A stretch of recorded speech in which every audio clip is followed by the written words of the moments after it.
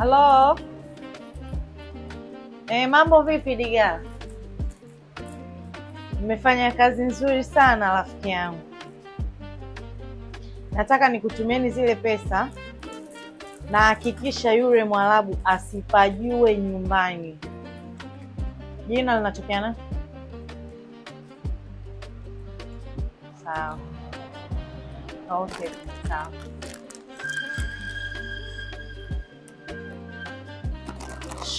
Mwafo. Niambie shoga yangu. Hatari shoga yangu. Hebu nipe ubuyu kwanza shoga yangu. Kuna Mwarabu alijichanganya. Kakutana na watoto wa mjini my downtown. Niambie. Nikwambie nini?